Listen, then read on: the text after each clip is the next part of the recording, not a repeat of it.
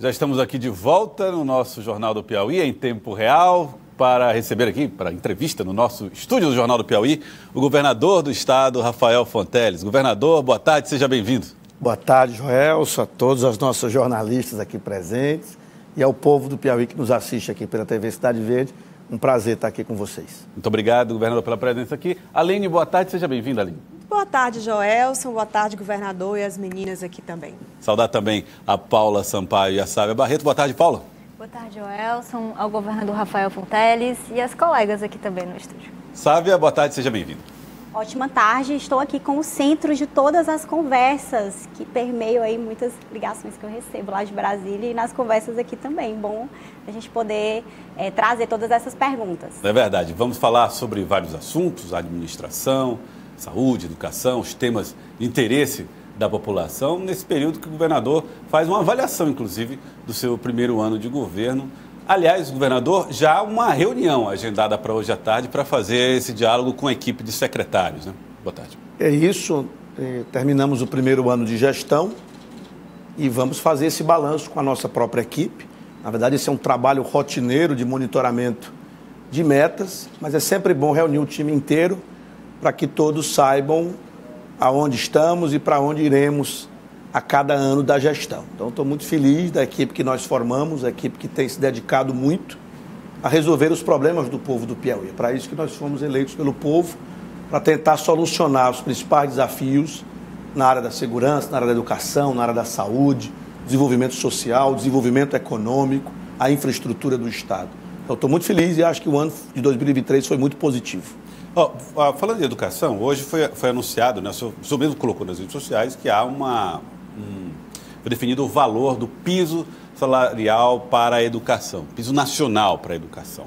Como é que o Estado do Piauí vai fazer para alcançar o valor desse piso? Perfeito, eu coloquei de forma clara que a portaria interministerial que define o valor do reajuste do piso foi publicada, foram estipulados 3,62% para o aumento do piso, que vai passar a ser R$ 4.580 aproximadamente para o regime de 40 horas. O Estado do Piauí dará um reajuste linear para todos os servidores da educação e do Estado, superior a esse percentual. Na verdade, será superior à inflação, que fechou em 4,62%. Ou seja, todos os servidores do Estado do Piauí efetivos, da ativa ou que estejam aposentados, receberão um aumento linear superior a 4,7%. E no dia 18 terá a reunião da mesa permanente de negociação com os servidores, ou seja, a equipe do governo se reunindo com todos os sindicatos dos servidores para, claro, ouvi-los e, obviamente, depois disso, tomar a decisão sobre o que é possível atender. Claro que todos os servidores e servidoras, em especial os professores, merecem muito mais, merecem uma remuneração muito melhor. Mas a gente tem sempre que olhar para quem paga essa remuneração, que são exatamente os contribuintes, o povo do Piauí. E o povo do Piauí, Joelson, recebe em média, segundo o IBGE, R$ 1.110. Então, é claro que a gente tem que levar sempre isso em consideração para nunca perder o equilíbrio fiscal, que é com o equilíbrio, com a organização das contas, que a gente consegue investir mais para ter serviços públicos melhores, para ter mais infraestrutura, para atrair mais investimentos para o nosso Estado. Então, esse reajuste será definido após essa reunião, mas certamente ele será linear para todas as categorias do Estado e será superior ao índice inflacionário.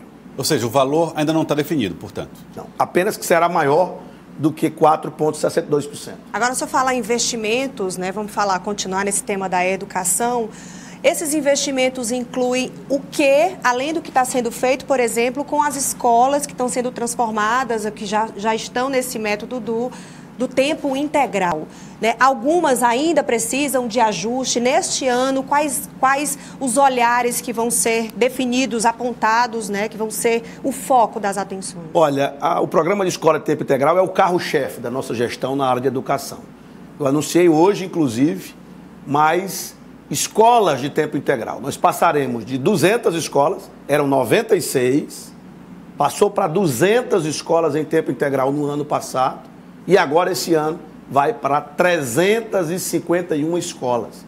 Chegaremos a quase 70 mil alunos estudando em regime de tempo integral. 2/3 praticamente dos nossos alunos do ensino médio estudando pelo menos 9 horas por dia. Portanto, aprendendo mais e aprendendo também uma profissão, um curso técnico dentro da grade curricular. Ou seja, vai aprender mais matemática, mais português, mais história, mais biologia, todas as áreas básicas e mais o curso técnico profissional em áreas, sobretudo, de pegada tecnológica. Área de tecnologia da informação, marketing digital, programação de jogos, energias renováveis. Então, nossos alunos e alunas da rede estadual terão muito mais oportunidades. Então, é um investimento de mais de R$1 bilhão que está sendo feito em todas as unidades escolares. É claro que isso tem uma burocracia. Eu já entreguei várias obras esse ano que passou, vamos entregar pelo menos o dobro esse ano. São escolas que passam a ter ar-condicionado em todas as salas de aula, laboratório de ciência, laboratório de informática, biblioteca, mobiliário novo, quadra poliesportiva coberta, internet de alta velocidade, refeitório climatizado, ampla área de convivência, e é por isso que esses alunos cada vez terão mais oportunidades. E a mão de obra, governador? Porque aumento do tempo ou mudanças das disciplinas envolve mais contratação, mais pessoas. Existem previsões nesse sentido? Sim, nós temos contratado mais professores, já anunciamos para o ano que vem concurso na área da educação também e na área da saúde. Então, todo esse capital humano que a gente está valorizando com uma melhor remuneração, tentando reajustar acima da inflação e ainda contratando mais profissionais, é necessário. E é importante dizer que na escola de tempo integral há uma gratificação adicional para os profissionais que trabalham nessas escolas, ou seja, é mais aumento de remuneração, é mais valorização, fora o investimento que nós estamos fazendo na formação continuada dos nossos professores e professoras. É tudo isso que vai resultar na melhor educação do Brasil, se Deus quiser. Governador, a gente tem uma discussão importante em Brasília a respeito da desoneração da folha de pagamento a 17 setores, né? O Congresso aprovou, o governo Lula vetou, foi enviada uma medida provisória para o Congresso e hoje deve ter uma discussão interna, né, no Legislativo sobre esse assunto. O governo Lula pode vir, inclusive, a judicializar, e o ministro da Fazenda, Fernando Haddad, com quem o senhor tem uma via de diálogo aberta, muito profícua, ele tem dito que é inconstitucional a desoneração dessa folha de pagamento. Eu queria a sua visão sobre esse assunto e o impacto disso no estado do Piauí. Olha, primeiro eu quero registrar que o ministro Fernando Haddad tem dado um show de gestão na área econômica. Não é à toa que o Brasil tem colhido, na gestão do presidente Lula, bons resultados econômicos, nos mais diversos setores que você observar, que envolve a macroeconomia, que é a responsabilidade principalmente do governo federal. Se você olhar para emprego, 2 milhões de empregos gerados. Se você olhar para a PIB, 3%, quase o triplo do que estava previsto pelo mercado no início do ano passado. Se você olhar para juros, queda sucessiva e vai voltar à casa de um dígito. Se você olhar a inflação, pela primeira vez nos últimos 4 anos, dentro da meta, e a previsão para esse ano também dentro da meta. Dólar caindo também nessa faixa de 4,80 a 4,90. Superávit comercial da balança comercial, recorde histórico. Então, é sem dúvida que o presidente Lula e o ministro Fernando Haddad e toda a equipe econômica têm acertado. Mas a economia a gente sempre olha para frente. Então, essa situação fiscal das contas públicas, ela é relevante. Não existe dinheiro para política pública se o Estado não estiver organizado financeiramente. E é isso que o ministro Haddad quer fazer, e fazer de forma previsível, negociada com o Congresso, que são eleitos pelo povo também, e, portanto, têm responsabilidade com a política econômica. E eu não tenho dúvida que com essa alternativa da reoneração ou com outras alternativas, nós teremos o equilíbrio fiscal garantido para que a gente continue celebrando bons indicadores econômicos. Mas, de fato, é um desafio. Essa negociação com o Congresso, com os setores econômicos, não é fácil. É aquela história, ninguém quer perder um eventual privilégio que tenha conseguido. Por isso que é difícil. Mas, de fato, nós temos que andar nessa linha de equilibrar as contas sem aumentar a alíquota, mas diminuindo alguns gastos tributários que a gente chama. Alguns incentivos que não podem ser eternos.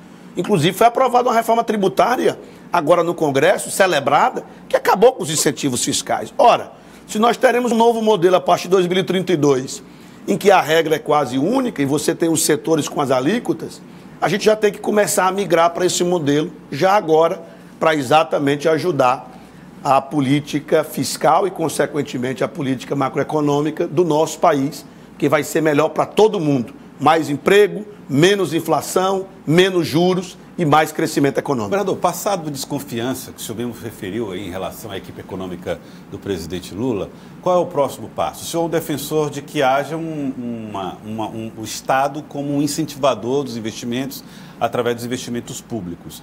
O senhor acha que também nesse ponto o governo foi bem, o governo federal? Há algo que possa avançar? O que é que se pode esperar de 2024 dentro dessa perspectiva? Olha, essa avaliação é até de quem não votou no presidente Lula, de que houve uma política econômica bem sucedida. O que eu acredito que nós temos que avançar mais também são em outras pautas relevantes para que o presidente Lula também cresça mais ainda a sua popularidade. Por exemplo? Todas as áreas a gente tem que discutir essa questão da segurança pública. É algo que cada vez mais, a meu ver, o governo federal tem que investir, porque é uma demanda de toda a sociedade. Segurança pública não é bandeira de direita ou de esquerda. Segurança pública é uma bandeira do povo. Então nós temos que investir cada vez mais. O ministro Flávio Dino fez um bom papel, agora vem o ministro Lewandowski, mas cada vez mais o governo federal tem que se dedicar a essa pauta em conjunto com estados e municípios. Cada vez mais a sociedade vai aprovar o governo. Criação de uma política de segurança, por exemplo, porque essa é uma das principais deficiências apontadas pelos especialistas. Olha, eu por exemplo, defendo, se minha opinião valesse alguma coisa, mas eu defenderia o Ministério da Segurança Pública, separado do Ministério da Justiça. É algo que acho que inclusive foi debatido no período de transição, mas claro que nós temos que respeitar a decisão de quem foi eleito para tal, que é o presidente Lula. Mas repito, que eu acho que a gente tem que se dedicar mais a uma área como segurança pública.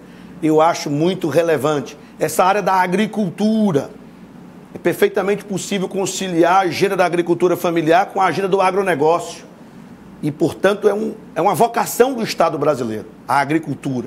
Então, cada vez mais nós temos que avançar nessa pauta da industrialização da nossa agricultura, do pequeno, do médio e do grande. Mas, repetindo, na área da política econômica, nota 10 para a gestão do presidente Lula e do ministro Fernando Haddad. Que eles continuem acertando esse ano de 24, porque é bom para todo mundo, para quem votou e para quem não votou. Governador, e aqui no Piauí, sempre que vou cobrir as solenidades no Palácio de Karnak, uma das palavras que eu mais escuto são metas, as metas que o senhor estabeleceu ao seu secretariado. Então, aproveitando que hoje o senhor já reúne a equipe para fazer esse balanço, eu queria saber qual foi a secretaria ou a área que o senhor avalia que mais avançou nesse primeiro ano de gestão e a área ou secretaria que o senhor avalia que ainda precisa de uma atenção maior. Olha, eu acho que todas evoluíram muito bem. Agora, sem sombra de dúvida, nós temos, até pelo peso que a gestão, que o próprio governador deu, nós temos um avanço reconhecido pela população, as pesquisas de opinião apontam isso, e a conversa com as pessoas demonstra isso, um avanço substancial na questão da segurança pública e na questão da educação. Então, esse vetor da escola de tempo integral com educação profissional e técnica é algo que está se consolidando, se enraizando. E essa repressão à criminalidade, com investimentos em aumento do efetivo, aumento dos equipamentos, integração entre as forças policiais e também integração com o Poder Judiciário, é algo que é perceptível. Nós vamos avançar muito este ano na área da saúde, que já avançou muito nesse último ano, mas nós teremos hospitais, sobretudo no interior do estado, com altíssima qualidade. Hospitais de pequeno porte, hospitais regionais, como é o caso de Picos, Floriano e Parnaíba. A gente precisa avançar muito nesses hospitais, então teremos muitas entregas. Por exemplo, a nova UPA, a Urgência e Emergência de Picos, iremos inaugurar no mês de março. O novo Hospital Regional de Picos, iremos inaugurar nesse semestre, por exemplo. A obra da ampliação do Hospital de Floriano e de Parnaíba começam esse ano. Então nós teremos um choque muito importante de melhoria nos hospitais do interior do estado e na questão de consultas e exames através da telesaúde. E destaco aqui um ponto muito importante, que na verdade não é uma meta de uma secretaria, mas de várias, que é a meta da geração de emprego e renda. Piauí é um dos estados da federação que mais gerou empregos em 2023. O número não foi fechado ainda, por isso que nós não divulgamos ainda o número, mas certamente será superior a 23 mil novos empregos, carteira assinada gerados em um ano. É o maior da série histórica, pelo que me consta. E também temos empregos públicos, concursos públicos. Quando eu junto isso e mais os micro e pequenos empreendedores que passaram a existir, eu já tenho mais de 30 mil oportunidades de trabalho de emprego em renda que foram geradas daquela nossa meta que eu falei muito aqui, Joel, de 80 mil. Então, essa não é uma meta de uma secretaria, é de várias, porque isso tem a ver com as obras públicas, com a infraestrutura, com a atração de investimentos, e cada vez mais é uma temática que eu quero focar, porque a melhor política social é realmente a política do emprego. E eu quero cada vez mais o Piauí como uma terra de oportunidades para os seus cidadãos daqui e até para os que vêm de fora aproveitar essas oportunidades aqui no nosso estado. Governador, vou aproveitar que o senhor, vamos falar de saúde, o senhor falou de algumas áreas, né? Aliás, na área da saúde falou, inclusive, a respeito de Picos, nós estamos em cadeia com a TV Cidade Verde de Picos, com a Rádio Cidade Verde também, levando essa entrevista a todo o estado do Piauí, de norte a sul. Mas eu quero voltar aí no tema segurança pública, que foi um tema que o senhor apontou como um dos que atingiu a meta que o senhor esperava nesse primeiro ano. Nós temos o desafio das facções criminosas que estão atuando no estado do Piauí e em outros estados do Brasil. Uma delegacia especializada voltada para esse assunto, prisões que estão acontecendo. Por que ainda o piauiense está enxergando, vendo pichações, símbolos dessas facções em alguns bairros? Como é que o senhor tem visto o esforço dos estados nesse combate a facções que atuam nacionalmente? Olha, Jorge, primeiro eu queria destacar como é que eu posso medir que a segurança pública efetivamente está melhorando. Por que eu afirmo isso com muita convicção? Porque eu observo os indicadores de violência. Quais são os principais indicadores de violência? Homicídios e roubo e furto. Quando eu olho para homicídios, houve a redução de 12%.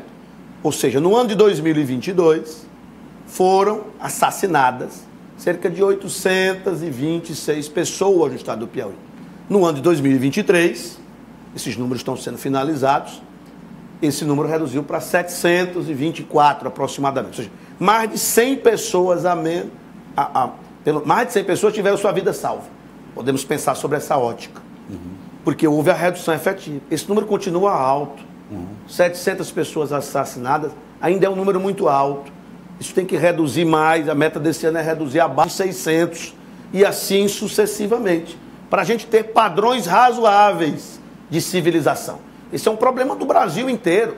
Você ter mais de 40 mil mortes no país é algo realmente muito grave. Isso não é problema desse governo, do anterior. É um problema antigo que nós precisamos resolver. Porque, por exemplo, numa guerra, como a gente está vendo lá em Israel e lá na faixa de Gaza, falecem, aquela tragédia horrorosa, que morre mais de 15 mil pessoas, mulheres, crianças, todo mundo fica indignado com isso. Está indignado com o que está acontecendo no país em relação a homicídios. Por isso que esse é um trabalho e uma luta diária, incansável e implacável. Nós não mediremos esforços para termos índices de violência em patamares razoáveis.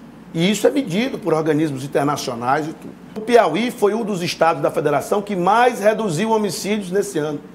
Roubo de celular, roubo de veículo, que é algo que a população, a duras penas, compra sua moto, compra seu carro, compra seu celular e tem o bem subtraído. Nós reduzimos em Teresina, com essas operações inteligentes, feitas pelo secretário Chico Lucas e toda a equipe, 40%. Olha o tamanho desse indicador. O roubo de celulares em Teresina reduziu no segundo semestre 40%, porque estamos usando a inteligência. Então não é só a questão ostensiva da presença, isso é importante, isso inibe vários crimes, mas também a inteligência, para ir lá naquele que revende mercadoria roubada, ou aquele que compra, às vezes inocentemente, às vezes não, mercadoria sem nota fiscal e muito provavelmente fruto de um roubo. Então a gente está conseguindo evoluir nessa questão. Então, ainda estamos longe do ideal, temos muito a fazer, mas estamos firmes, cumprindo o que a população pediu e confiou a nós, enquanto governador eleito, que é priorizar a segurança pública. Governador, o senhor falou sobre o foco na área da saúde. O prefeito de Teresina, doutor Pessoa, aponta como um dos motivos para a crise na saúde em Teresina, principalmente no hospital de urgência, a falta de repasses, de apoio do Estado, porque Teresina atende pacientes não só da capital, mas de outros municípios e até de outros estados também. Como é que o senhor vê a parcela do Estado nessa questão do município da saúde? Queria só complementar essa pergunta, porque recentemente o ex-prefeito de Teresina, Silvio Mendes, relembrou que o Hospital Getúlio Vargas acabou com a urgência com a urgência e emergência, né? Assim que o Hospital HUT, o Hospital de Urgência de Teresina, foi inaugurado e que isso acabou se transformando numa bola de neve para o principal hospital de urgência de Teresina. Olha, eu vou evitar polemizar com o atual prefeito ou com o ex-prefeito. Eu tenho que dizer como governador do Estado, que o Estado do Piauí está à disposição para ajudar, muito mais do que procurar culpados por eventual crise na saúde de Teresina, e quem vai apurar isso são os órgãos de controle. O Estado do Piauí está à disposição para ajudar a diminuir os problemas que a rede de saúde pode estar enfrentando aqui em Teresina. De que maneira isso pode acontecer, vereador? Primeiro, a gente tem que ser demandado, né? A gente tem que ser demandado. Eu não posso sair fazendo as coisas de ofício. O município tem que pedir. Eu não posso, para você ter ideia, só para vocês terem uma ideia. O município de Teresina e vários outros do Piauí são gestão plena no SUS. O que é isso? Quem recebe os recursos do Ministério não é o Estado que repassa para a Prefeitura. A Prefeitura é que recebe e, por exemplo, ela que paga o serviço do SUS feito no HGV. Então, o Estado é um prestador de serviço para o município de Teresina. O valor que a Fundação Municipal de Saúde recebe do Ministério é muito superior ao que a Secretaria de Estado da Saúde recebe do Ministério. Para vocês terem uma ideia. Então, a gestão ela é do município. Eu não posso, enquanto governador do Estado ou a Secretaria Estadual de Saúde, interferir neste processo. Temos que ser demandados. Obviamente que dentro das possibilidades iremos ajudar como sempre o fizemos. E torcemos para que a saúde sempre melhore. E o que vale para Teresina, vale para Parnaíba, vale para Picos, vale para Floriano, vale para os 224 municípios do estado do Piauí. Governador, algumas entidades, como o próprio Conselho Municipal de Saúde, indicaram como uma das soluções a possibilidade de uma intervenção estadual na saúde aqui da capital. O senhor observa isso como um desses caminhos onde o Estado poderia ajudar? Olha, eu acho que esse é um remédio que só deve ser usado em último caso. Acho que primeiro você tem, como eu disse em outra entrevista, que juntar as mãos, todos os órgãos, contribuir para que a saúde seja priorizada, para que a gestão funcione cada vez melhor. Apenas depois de um diagnóstico muito mais profundo é que se pode pensar numa medida como essa, que, repito, é uma medida drástica. Então, tem muita coisa para ser feita antes de uma medida como essa.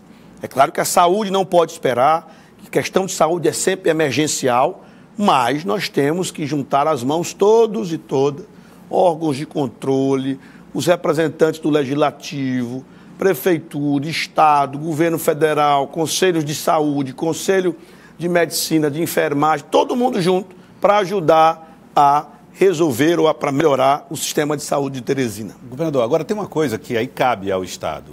Uma coisa que foi relatada pelo presidente da Fundação Municipal de Saúde, doutor Ítalo, quando esteve aqui no Jornal do Piauí. A grande quantidade de pacientes que vêm do interior do Estado para a capital.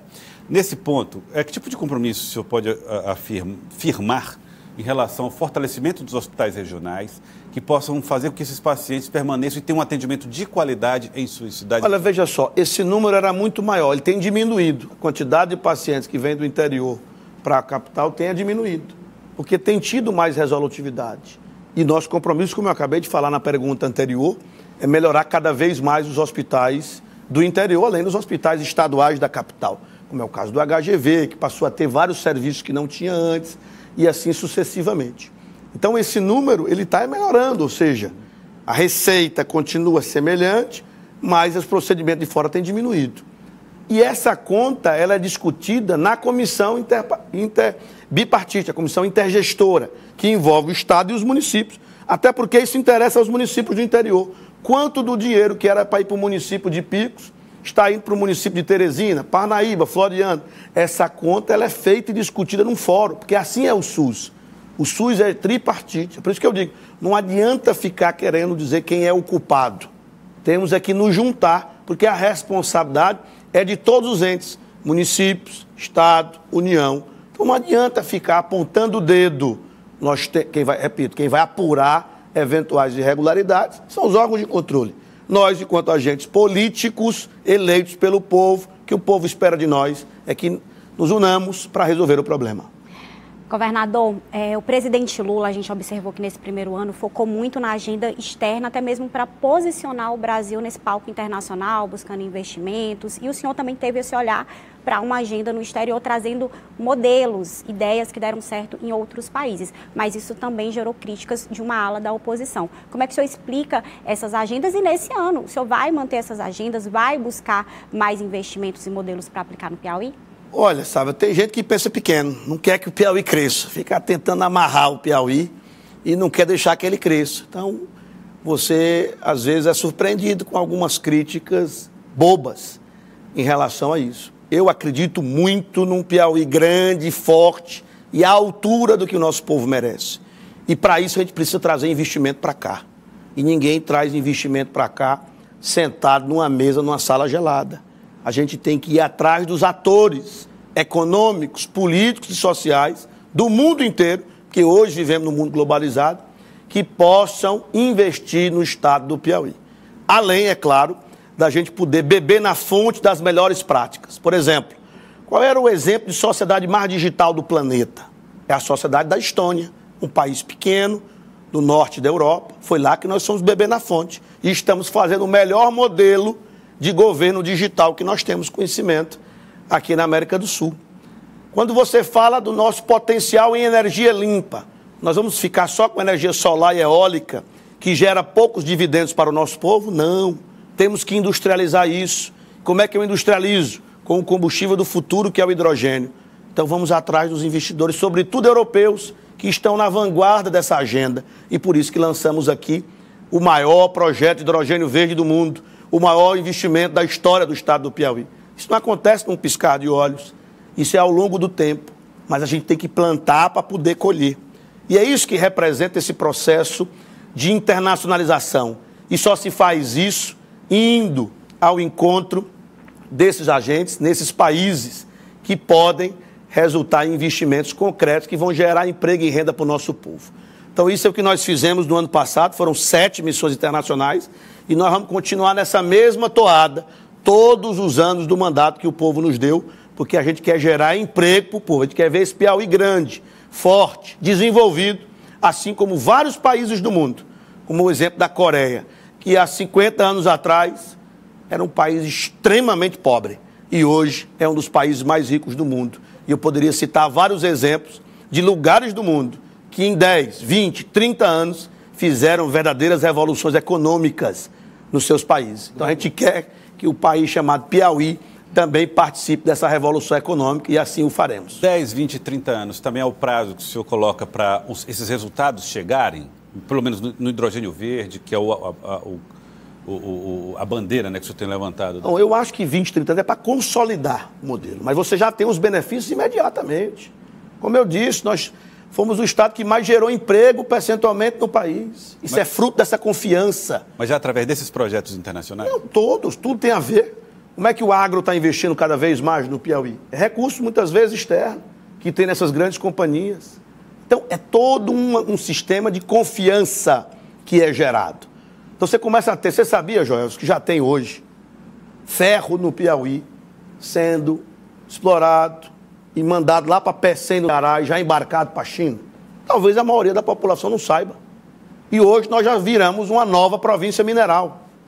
São 100 carretas todo dia saindo, 100 carretas, todo dia carregadas de um minério de ferro, indo ser exportada por Pecém, e daqui a um tempo vai ser exportada por Luiz Correia.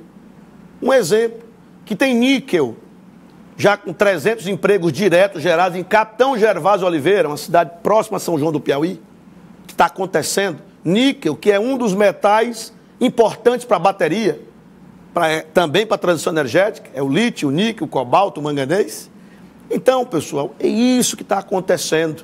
E cada vez mais o nosso povo tem aumentado a sua autoestima, aumentado a sua confiança, e, portanto, cada vez mais gerando mais oportunidade de trabalho, emprego e renda e melhor qualidade de vida para o povo. Deixa eu dar outro dado também importante. Eu não fechou o número ainda, mas eu já posso antecipar.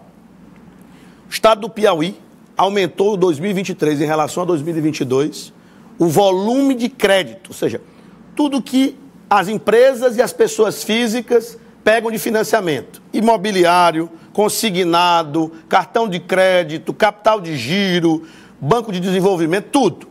Piauí cresceu 16% em relação ao ano anterior. Ou seja, o PIB cresceu 3%. A média do crédito no Brasil está crescendo em torno de 7%. No Piauí cresceu 16%. Significa o quê? Confiança.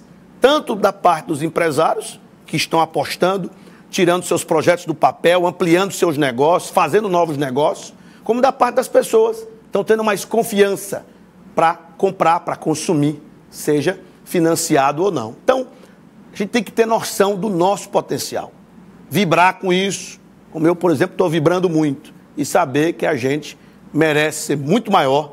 O nosso Estado, o nosso povo tem uma vida, uma renda muito maior do que a que tem hoje, e nós vamos conseguir. Já que o senhor falou em hidrogênio verde, eu queria retomar esse tema que ficou bem centralizado lá na região do litoral, né, no litoral do nosso estado. E o porto, ele foi reerguido, reconstruído, né, começou novamente a ser foco ali naquela região, algo que era bem desacreditado de toda a população por conta de anos e anos desse porto, dessa obra do Porto Piauí paralisado. Então a gente quer saber como é que está agora, em que fase está, visto que nós estamos recebendo, inclusive, denúncias, digamos assim, algumas falas de pessoas que trabalham ali na região, como pescadores, pessoas que trabalham ali naquela região como pescadores, que não estão conseguindo ainda enxergar esse porto como um local que realmente já possa ter chegado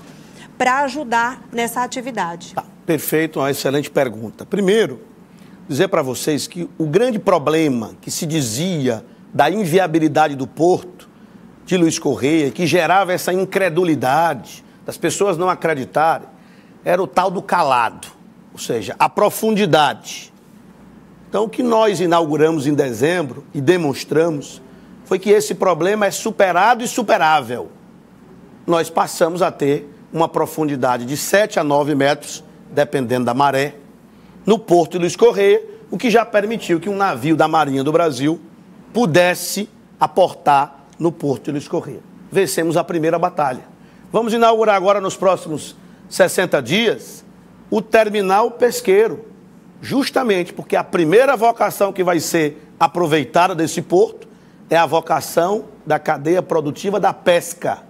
Ou seja, centenas de famílias que vivem da pesca terão uma estrutura muito melhor, um cais de 180 metros por 35 de largura, veja o tamanho dessa infraestrutura, que vai servir tanto para a cadeia da pesca atual, que vai ser profissionalizada, que está sendo capacitada, ou seja, essas famílias terão uma renda muito maior a partir dessa infraestrutura, com fábrica de gelo, com mais qualidade, com combustível, com lugar para poder desembarcar a sua carga e mais ainda, uma indústria de conserva de atum ao lado do cais. Ou seja, nós vamos industrializar.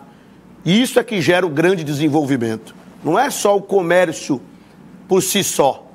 É a industrialização a partir deste comércio que vai dar um salto. Então nós teremos, só para completar, Joelson, etapas. Periodicamente nós teremos novidades no porto.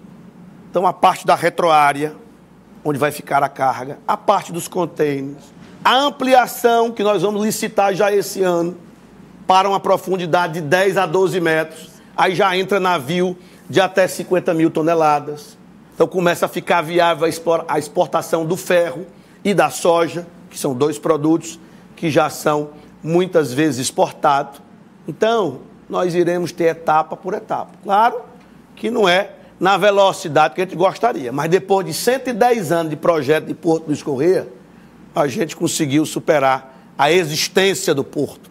Tem a parte da legalidade, já tem a autorização do Ministério de Portos e Aeroportos, agora vem a parte da ANTAC, que é a Agência Nacional de Transporte Aquaviário. Então, tudo isso são etapas que, infelizmente, não acontecem da noite para o dia.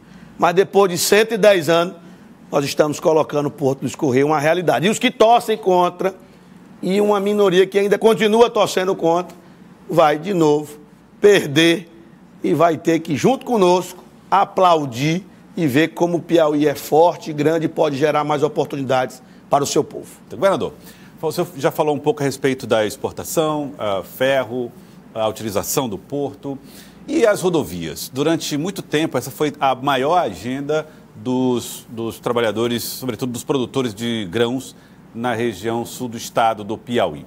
Como é que o governo está vendo a possibilidade de novos investimentos? Que passos já foram dados, inclusive, para incluir essa produção de ferro nessa exportação rumo ao porto, ao litoral piauiense? Olha, você toca num ponto importante, Joel, que é a infraestrutura. E no caso do Piauí, a infraestrutura rodoviária é algo muito relevante. Primeiro porque há 20 anos atrás, praticamente apenas 1/3 das cidades do Piauí tinha uma ligação asfáltica. Hoje todas têm pelo menos uma ligação asfáltica. Nós estamos falando são de novas rodovias em cada um dos municípios do Piauí. E uma preocupação que nós tínhamos quando assumimos o mandato é exatamente ter um programa permanente de restauração e conservação das rodovias existentes, além de avançar com novas rodovias. E é isso que a gente tem feito. Nós estamos atingindo um índice de quase 90% de rodovias estaduais em bom ou ótimo estado de conservação. Eu ainda tenho ali 10 a 15% das PIs em estado de conservação ruim. E, além disso, nós estamos caprichando mais na sinalização e na faixa de domínio da rodovia, para ela ficar uma rodovia mais segura. É o programa Estradas Seguras que a gente tem feito. Então, se você observar aqui, nas saídas de Teresina, quem vai para a União Miguel Alves Porto, quem vai para José de Freitas, Cabeceiras, Barras, Batalha, quem vai para Nazária, Palmeirais, Amarante, percebem rodovias muito melhores e bem sinalizadas. E a gente tem que fazer o resgate histórico disso. Antigamente, até 2017, tinha o recurso da CID. Deixamos de contar com esse recurso. Tivemos que fazer isso com recursos do próprio Estado. Por isso que tivemos um período difícil, com estradas ruins, realmente. E a população reclamando com razão. Mas fizemos o plano, o governador Wellington, eu era coordenador do próprio Piauí, e colhemos já os frutos em 2022 e 2023, estradas melhores e novas rodovias. Sobretudo aquelas agora que são corredores econômicos. Então, por exemplo, eu recentemente inaugurei a rodovia de Campo Maior a Coivaras, rodovia esperada há 30 anos. Liga duas regiões produtoras do estado do Piauí. Vamos inaugurar daqui a um tempo Barras Miguel Alves, outra rodovia importante.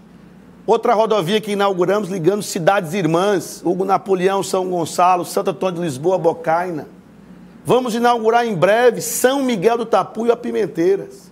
E eu vou anunciar na sequência de Juazeiro a Milton Brandão. Estou chamando isso de Corredor Leste.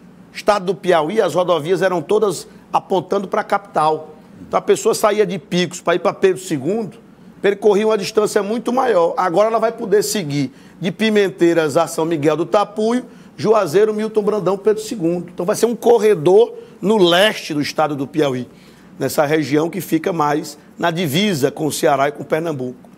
Então são rodovias estratégicas, além de outras que são necessárias pela atividade econômica que começa a surgir.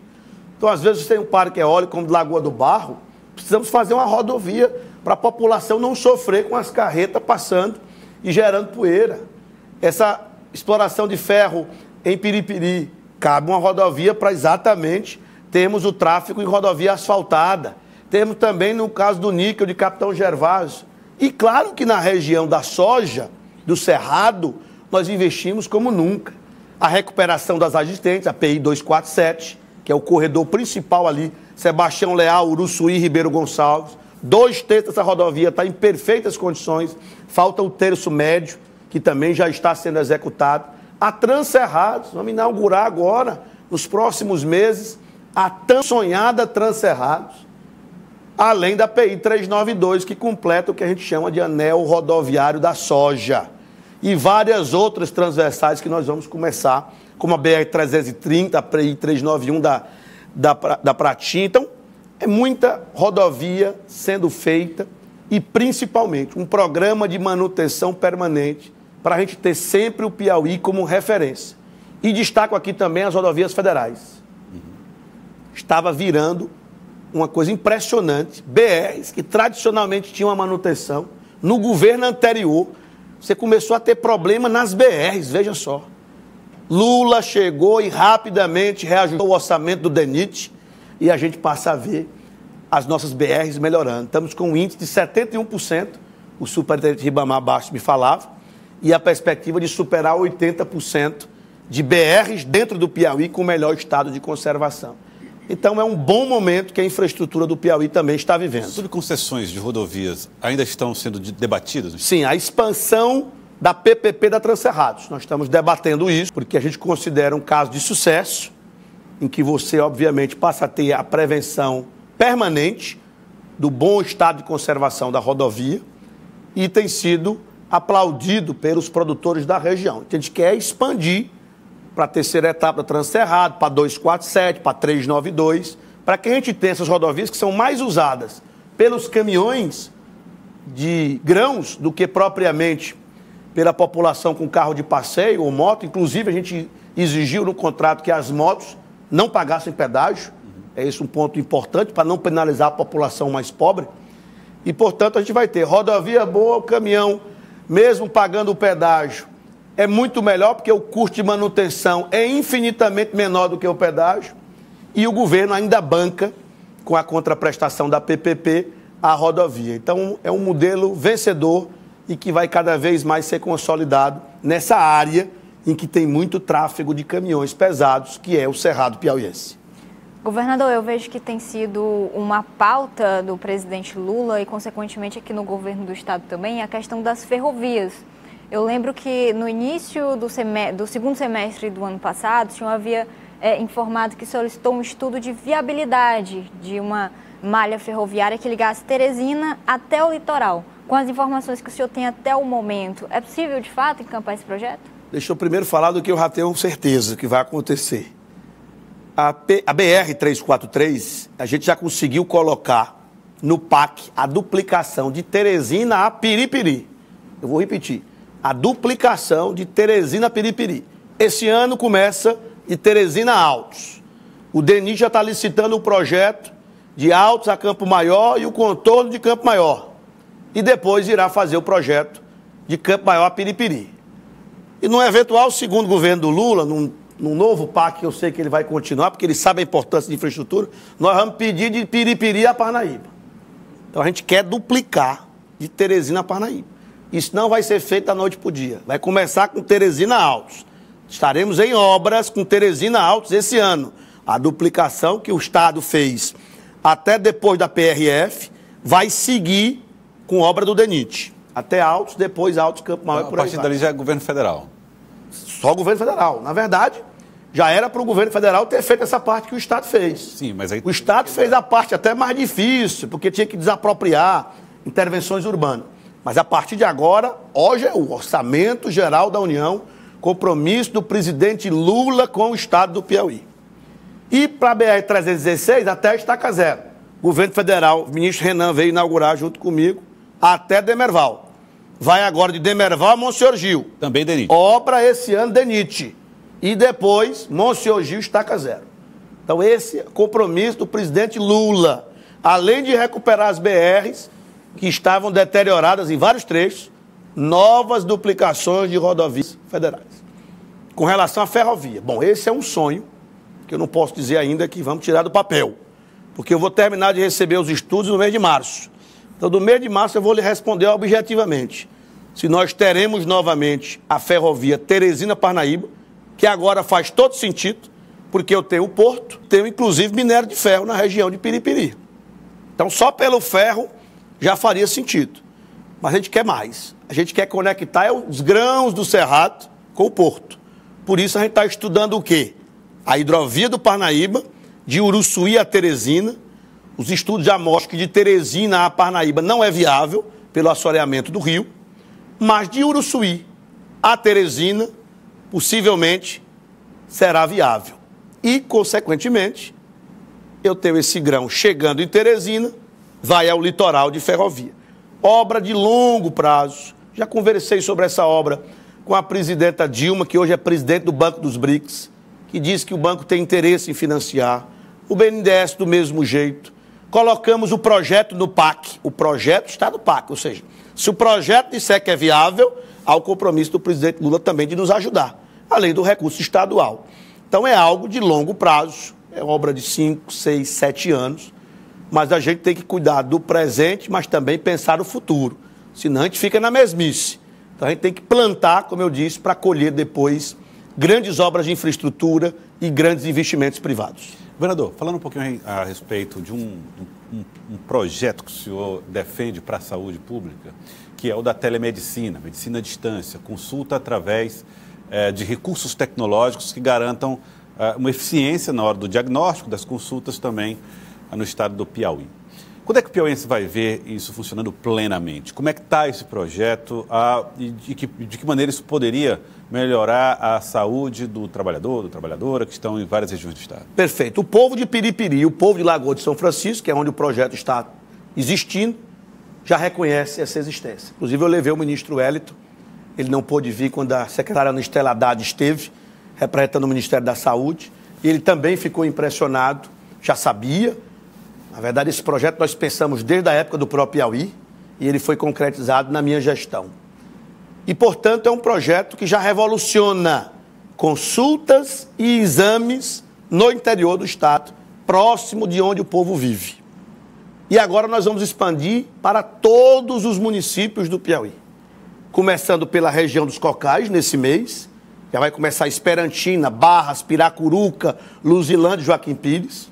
Nós vamos fazer todos os Cocais e depois todas as outras regiões. A ideia é que os 224 municípios tenham.